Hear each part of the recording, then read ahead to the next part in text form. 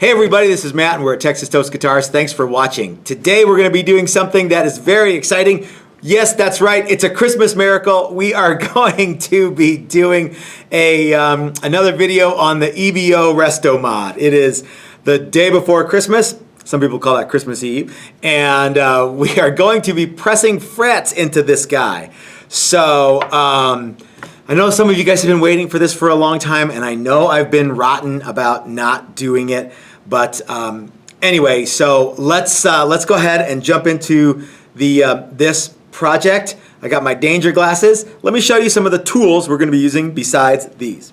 Okay, of course I have the neck here, and it is sitting, it is of course outside of the body still, as you will recall, and it is ready for frets. I've got it on a little neck cradle thing here, and you can see what that looks like. It is sitting on my fret press.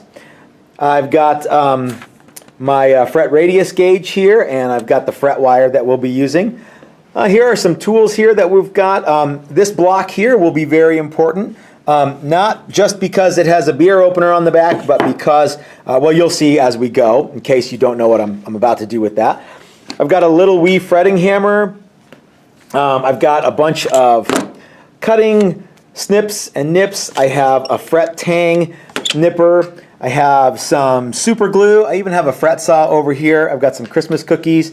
This is a tool that I actually made. It's a way you can press frets in without, if you don't have the press there, well, like that. This is a, let's go back. I actually made this tool here. This was some stuff that I got from Harbor Freight. This is like just a squeezy clamp, and I added a piece here, and I added a clamping caul, and it's like a vice grip kind of thing. See, it's got a lever there, and then you can lock it down, and the neck goes in there. And we might use this. I'm not sure. We might not. But if you don't have an arbor press, actually this arbor press I think came from Harbor Freight too. If you don't have an arbor press, you can make something like that, or you can bash them in with a hammer, which I do not recommend. All right, so the neck is ready to go. I have ground the fretboard down to match the 12-inch radius there. I'm not sure if you guys can see that, but it is 12 all the way down. You're just going to have to take my word for it. In the previous video, boy, it's been a long time since we've done a video, but in the previous videos, we pulled the neck, we pulled all the frets. I can't remember what order we did it in. And I've sanded the fretboard so that we got all the gipe and cootie off of it. There might still be a few divots in the fretboard that I didn't want to keep grinding on until they came out. But this fretboard's pretty much ready to go.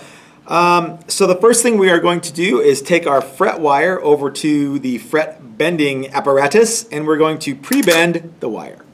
All right, here's my fret bending apparatus. It's the one from StewMac. You can use whatever you like, and if you like the one from StewMac, get that one. If you don't, then don't. All right, so you just put this stuff in and crank it, and you get a nice bent thing there. You guys already know the drill on this. If you start with flat wire, that's a bummer. And if you try to bend this with pliers, it takes a lot longer. If you are really, really smart and you don't have one of these, you'll just buy wire that's already radiused, and that is also a good way to go. But this is ready to rock. Let's go over to the neck. Okay, guys, we are going to pre-cut all of this fret wire so that it is ready to rock, and we press them all in at once. So what I'm doing here is I'm just eyeballing this and making sure I have enough fret wire, and then I'm placing it in this block here, which has corresponding dots on it to go with the neck. Now you could just write numbers on there. But anyway, we're going to cut all these guys, pre-cut them, and then we're going to cut the fret tangs a little bit shy so that we don't get the dreaded fret sprout. So, okay.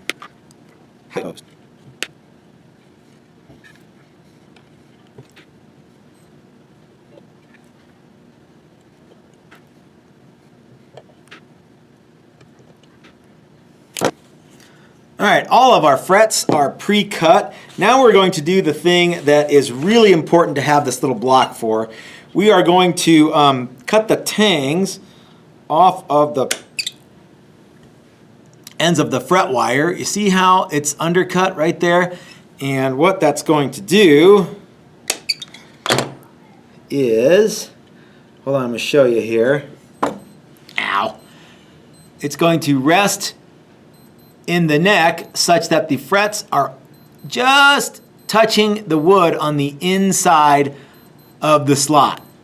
So once we get all those guys done, then we can go ahead and press the frets in, and we rock.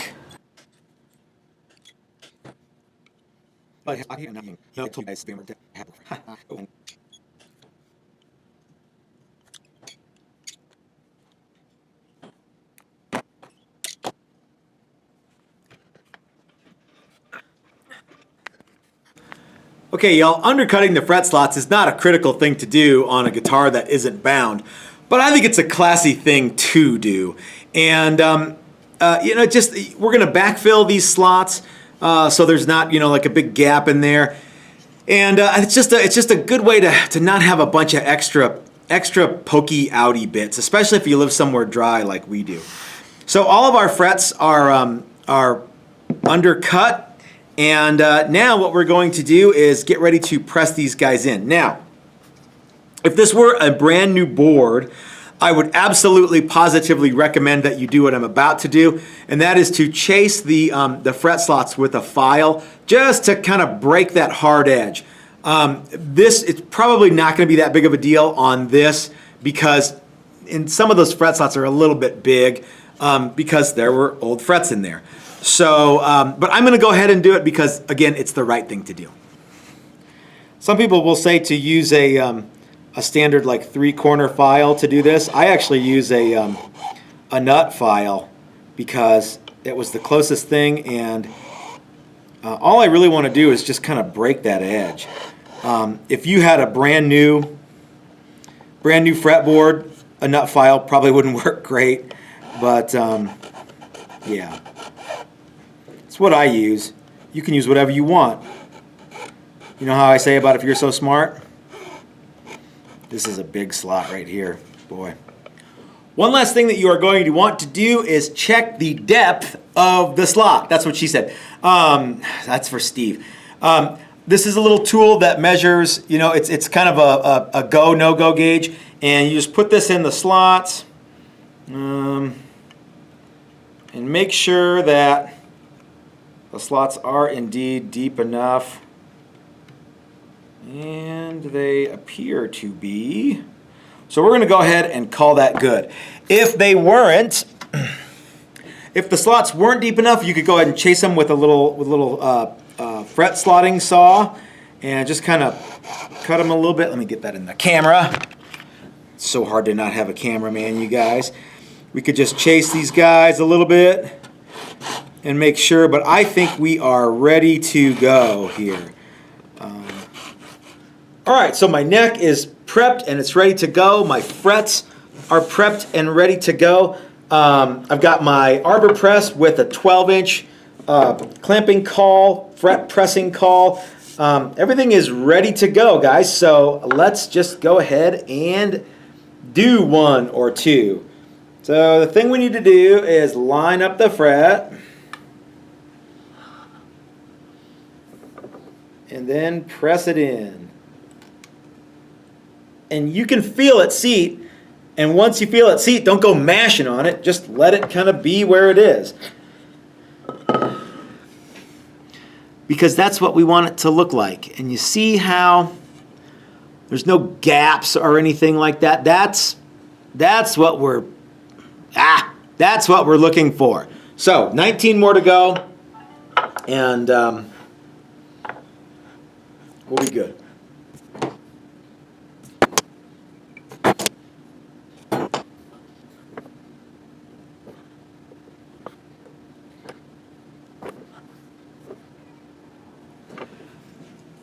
Okay, gang, the frets are all in, and I have investigated to look and make sure there's no funky gaps or anything like that. All the frets look pretty damn decent. You can kind of see there. But we are going to go ahead and glue these down because they didn't go in super tight. But what we're going to do first is we're going to trim back the ends because that's just the way you do it. All right, so it's not exactly ready to play yet. These fret ends are still kind of sharp, and we're going to file all those down. But the first thing that I want to do, or the thing I want to do before that, is I want to glue these guys in place. Now, if you weren't refinishing this whole thing like I am going to do, you would need to come up with a better way to do this. But hey, I can't tell you every single thing, right? And you can actually see the glue. You can watch the glue go in, and you can probably turn it over. It's not all the way through yet, but it will be soon. And you can actually watch the glue flow into those, or under the frets. Now, if you're doing this with a bound neck, you would have to figure out a different way to do this too. Generally, I do that with before the fret goes in. I glue the frets down and then press them in at that exact same time. All right, guys, as you can see, the super glue has wicked under the frets, and you can even see some telltale evidence of super glue there. Don't sweat that. That's all going to clean up with acetone, so we're not going to be bummed out by that. But we're still rough right here. We need to clean up that, and we're going to use this file to do that. And it's going to go really pretty quick. Okay, guys, of course, I'm doing a full refinish on this, so I'm not too worried about taking the finish off the edge here. If you're not doing a full refinish, then you're going to have to use caution and be more careful on yours. So once I get the frets all nice and smooth, I like to take this file here, which has a built-in angle on it. I believe it's 30 degrees, and the file is set in. And the fret end angle, just like this. Okay, guys, for the preliminary fretting steps, I think we are looking good. Now, there's still a lot of work to do on this fretboard and on this neck. The next thing that we're going to do in upcoming subsequent videos is we're going to clean all this goo off the fretboard, and we're acetone that and clean that off, oil the board, get it looking really nice, sand the old dead paint off the back of the neck and reset the neck and get this guy ready for finish. We will level the frets after everything is all done, and we'll get everything nice and smooth and polished and in playing condition. But that is a video for the future. Guys, I'm sorry this EBO bass Restomod project is taking so long, but you all know the reason why. I promise that it's going to get finished, and it might even get finished in the year 2020. So if you like this sort of thing, give me the thumbs up, and if you haven't subscribed yet, why don't you go ahead and click the subscribe button. If you really like this sort of thing, you might consider going over to my Patreon page and consider becoming a member. Even $1 a month goes a long way to helping me bring you cool stuff like this. If you can't do Patreon, though, we totally get it. Just share the videos at many places as you can think of and help us grow the channel that way.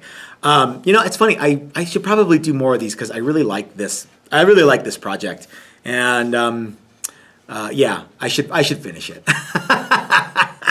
So until next time, this is Matt at Texas Toast reminding you that if you're so smart, build it yourself. That's what I do. Thanks for watching, everybody.